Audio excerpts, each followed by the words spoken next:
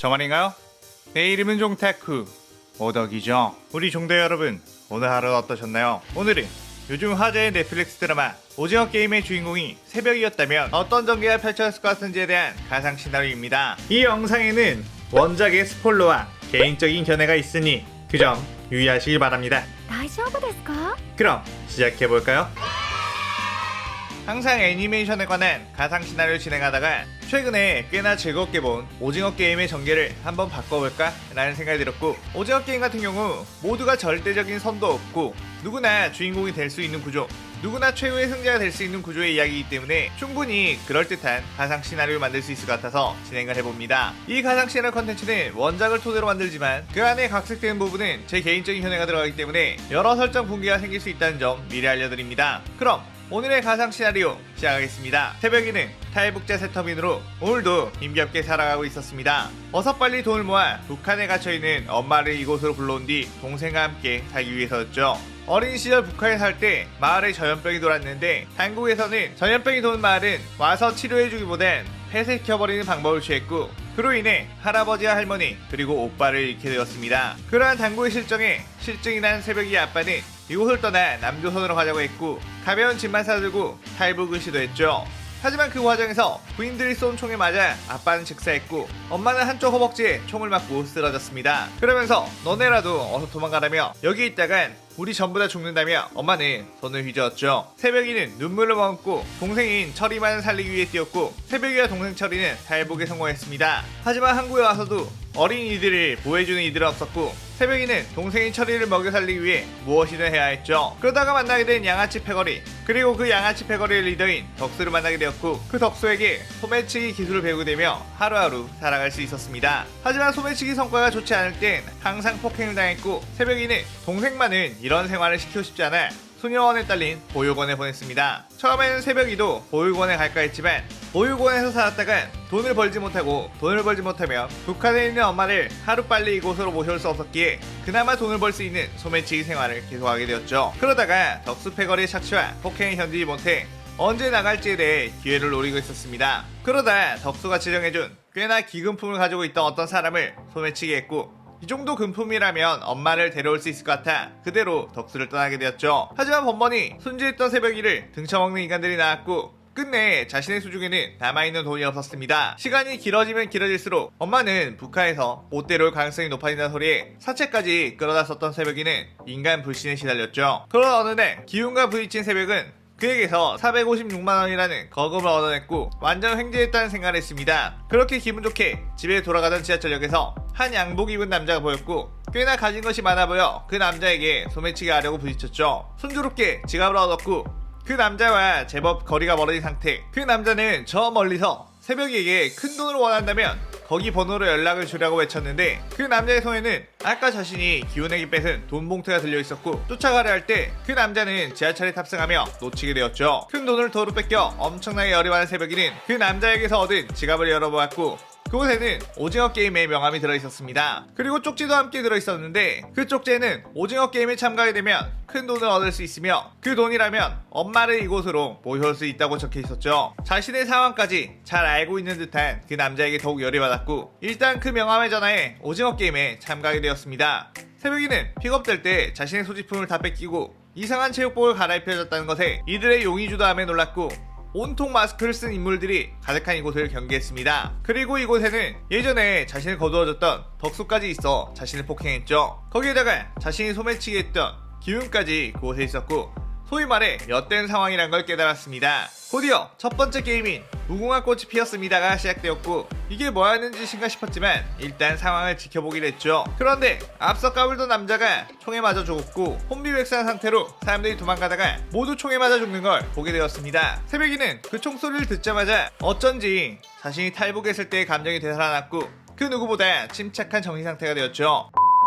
여기서 이성을 잃고 바보같은 행동을 하면 가족이 죽는다, 내 동생 철이가 죽는다 라는 생각만 들었고 그 미션을 수행하기 위해 서서히 앞으로 전진했습니다. 그러던 와중 앞사람을 이용하면 훨씬 수월하겠다는 생각에 덕수의 뒤로 들어가 덕수를 방패막이로 사용했고 덕수는 그 상황에서 자신이 위험해질 수도 있으니 새벽이가 시키는 대로 할 수밖에 없었죠. 그렇게 무사히 첫 번째 게임에 통과하게 된 새벽이 정말로 사람들을 죽였다는 것에 조금 놀라긴 했지만 자신이 원래 살던 북한에서는 더한 것도 많이 봐왔기 때문에 평정심을 유지할 수 있었습니다. 하지만 곧이어 커다란 돼지 저금통에 죽은 사람들의 목, 엄청난 돈이 쏟아지는 것을 보고선 심장이 쿵쾅쿵쾅 뛰기 시작했죠. 정말로 저 돈이면 엄마를 이곳으로 불러와 동생과 함께 살 수 있다는 생각을 했고 무슨 수를 써서라도 저 돈을 따내야겠다는 생각을 했습니다. 하지만 사람들이 게임을 거부하기 시작했고 게임을 계속 진행할지 여기서 중단할지 투표가 진행되었죠. 그때 새벽이는 어차피 엄마를 데려올 방법은 이거 하나밖에 없다는 생각을 했고 5회 투표를 했습니다.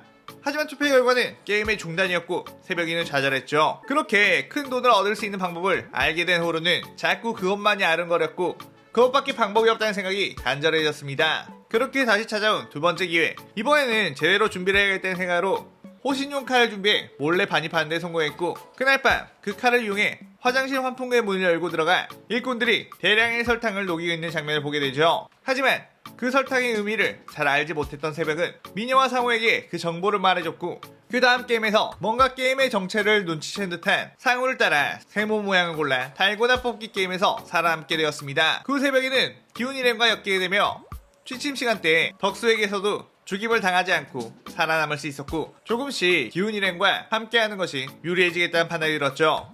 그 다음 세 번째 게임을 하기 위해 한 사람씩 스카웃을 하기로 했을 때 새벽이는 첫 번째 게임인 무궁화 꽃이 피었습니다를 할 때부터 유심히 지켜봤던 한 묘한 여자 지영을 골라 한 팀으로 넣었습니다. 총기가 난사되고 모두가 패닉 상태에 빠졌을 때 나는 아무래도 상관없어 라는 표정으로 있던 지영에게 다른 이들과는 어떤 다른 느낌을 받았던 것이었죠. 그렇게 줄다리기 게임이 걸렸을 때 이제 정말이지 끝인가 라는 생각을 했고 힘이 센 남자를 데려왔어야 했는데 그러지 못했던 것에 어쩐지 자책감도 생겼지만 일남과 상우의 기지로 인해 줄다리기 게임에서 살아남게 되었고 어쩐지 함께했던 그들과는 끈끈한 유대감이 생기기 시작했죠. 하지만 이런 감정은 필요 없다고 저 녀석들은 전부 사회에서 쓰레기들이었으며 언제든지 뒤통수를 칠 인간들이라고 자신에게 최면을 걸며 정을 주지 않으려고 했습니다. 그 다음 게임에서는 시작하기에 앞서 두 명에서 짝을 지으라고 했고 지영이와 한조가 된 새벽이는 게임의 내용을 듣자 엄청난 멘붕이 왔죠. 둘 중 하나만 살아남게 되는 구슬치기. 지영은 그런 새벽이에게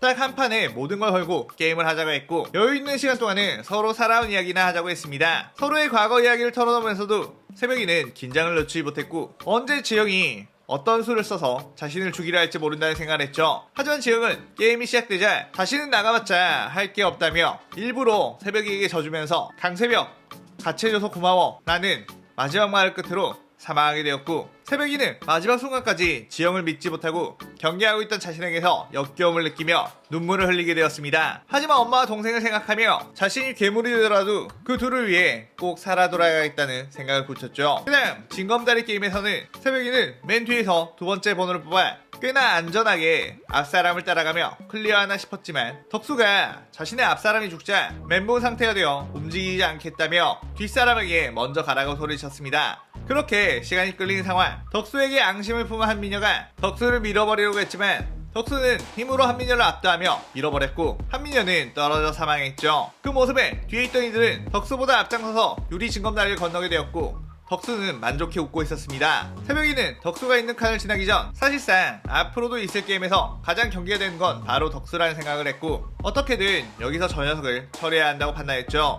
하지만 완력으로 덕수를 밀어버린 것은 불가능했기에 새벽이는 자신이 호신용으로 가지고 있는 나이프를 사용해 덕수 옆을 지날 때 복부를 찔렀고 곧바로 다음 징검다리로 넘어갔습니다. 덕수는 칼이 찔리자 엄청나게 분노했고 욕을 하며 새벽이에게 달려들려고 하는 순간 뒤에 있던 기훈이 새벽이를 구해주기 위해 덕수를 밀어버렸죠. 순간 기훈은 자신이 무슨 짓을 해버린 건가 자책을 했지만 새벽이가 정신 차리라고 소리쳤고 손을 달달 떨며 징검다리를 건너기 시작했습니다. 이제 몇 개 안 남은 상태. 맨 앞에 있던 유리공이 발을 내딛지 못하고 있자 상우는 그 유리공을 밀어버림으로써 상우, 새벽, 기훈은 징검다리 게임에 통과하게 되었죠. 그렇게 다 통과가 되자 유리들은 자동으로 깨지기 시작했고 그 파편에 새벽이는 복부를 찔리고 말았습니다. 이제 마지막 게임만 남았다며 양복을 주고 최후의 만찬을 즐기는 이들.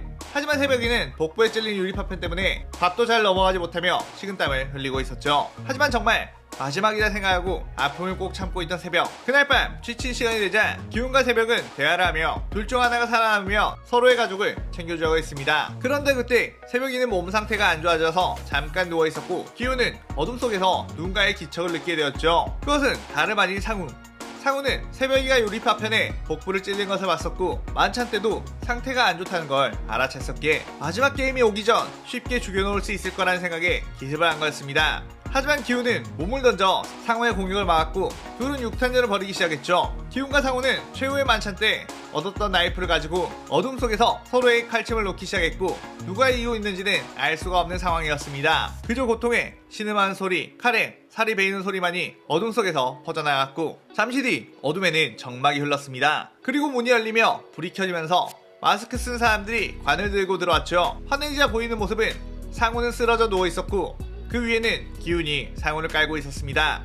그리고 기훈이 잡고 있는 칼은 상우의 가슴팍을 찌른 상태. 그리고 기훈은 목에 동맥이 베어 엄청난 피를 흘리고 있는 상태이며 그 뒤에는 새벽이가 울면서 피를 묻힌 칼을 들고 있었고 미안해 아저씨 라는 말만 되풀이하고 있었습니다. 새벽이는 자신이 누워있던 틈에 상우와 기훈이 싸우고 있는 소리가 들렸고 어렴풋이 누군가가 누군가를 제압해 칼로 찌르고 있는 것을 보자 가까스로 몸을 움직여 자신의 칼로 그 남자의 목을 그어버린 것이었죠. 새벽이는 자신의 목을 벤 남자가 기훈이 아닌 상우이길 간절히 바라며 긴장을 했는데 불이 켜지고 자신이 목을 벤 남자가 상우가 아닌 기훈이었다는 것에 엄청난 죄책감이 몰려왔습니다. 그렇게 온통 피투성이가 된 숙소. 그리고 주최 측은 이번 오징어 게임의 우승자는 67번이라고 했습니다. 새벽이는 피투성이가 된 채 드디어 해냈다는 눈물 그리고 미소는 마치 인간이길 포기한 모습이었죠. 그 뒤 주최 측에서 새벽이 주머니에 통장카드 하나를 넣어주고 길에다가 던져놓은 뒤 사라졌고 정신이 든 새벽이는 그 카드를 가지고 근처 ATM 기계에 넣어보자 456억이 들어있는 걸 볼 수 있었습니다. 새벽이는 눈물을 흘리며 드디어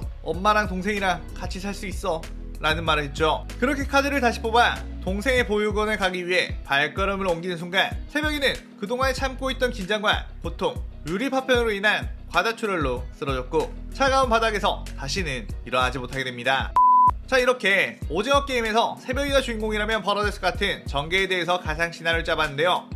아무래도 새벽이가 가진 특성이나 여러가지 상황으로 봤을 때 절대 해피엔딩으로 끝날 것 같지 않아 이런 전개를 했습니다. 모두 재밌게 즐기셨길 바라며 저는 또 다른 재밌는 시나리오를 가지고 돌아오겠습니다. 오늘의 시나리오에 대한 감상평 많이 남겨주시고요. 여러분이 생각하시기에 오징어 게임의 주인공이 새벽이었다면 어떤 전개가 펼쳐질 것 같은지에 대해 다양한 의견 남겨주세요. 오늘의 오덕일기는 이것으로 마칠게요. 영상 즐겁게 보셨다면 구독, 좋아요, 알림 설정 누르는 거 잊지 마시고요. 여기까지 보신 분들 항상 건강하고 행복하시길 바랍니다. 그럼 오늘은 이만. 사요나라. 사요나라.